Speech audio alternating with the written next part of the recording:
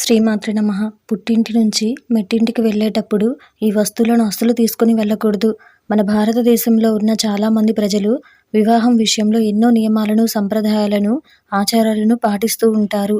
అలాగే వివాహమైన మహిళ తన ఇంటి నుంచి అత్తగారింటికి వెళ్ళేటప్పుడు ఈ పొరపాట్లను అస్సలు చేయకూడదు.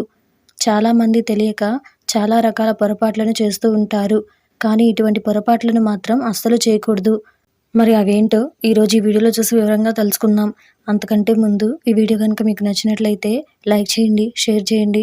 అలాగే మరెన్నో ఇలాంటి ఆధ్యాత్మిక విషయాల కోసం మన ఛానల్ని సబ్స్క్రైబ్ చేసుకోండి. ఇంకా విషయంలోకి వెళ్తే, పుట్టిన ఇంటి నుంచి అత్తగారింటికి వెళ్ళేటప్పుడు గుమ్మడికాయను అస్సలు తీసుకొని వెళ్ళకూడదు. అత్తవారింటికి ఎప్పుడూ కూడా పుట్టింటి నుంచి గుమ్మడికాయని తీసుకొని వెళ్ళకూడదు. గుమ్మడికాయ తెచ్చుకోవాల్సి ఉంటే డబ్బులు ఇచ్చి తెచ్చుకోవడం ఎంతో మంచిది. అంతేకాకుండా పుట్టింటి నుంచి పదునైన వస్తువులను అస్సలు తీసుకుని రాకూడదు.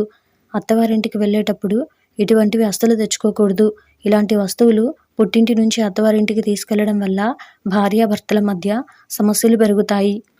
పుట్టింటి నుంచి అత్తవారింటికి వెళుతున్నప్పుడు అగ్గిపెట్టెను కూడా తీసుకుని వెళ్ళకూడదు.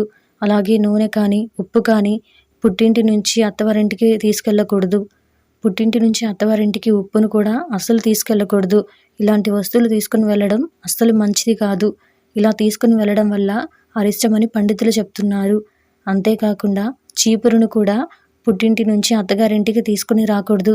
అలాగే అద్దం కూడా తీసుకుని రాకూడదు.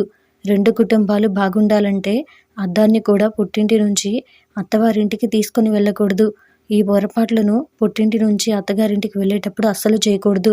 ఒకవేళ ఇలాంటివి చేయడం వల్ల ఎన్నో రకాల ఇబ్బందులను ఎదుర్కోవాల్సి వస్తుంది. అంతేకాకుండా నూతన దంపతుల మధ్య ఆనందం ఉండాలంటే ఈ పొరపాట్లను అస్సలు చేయకూడదు. లేకపోతే ఎన్నో రకాల సమస్యలు ఎదుర్కోవాల్సి వస్తుంది.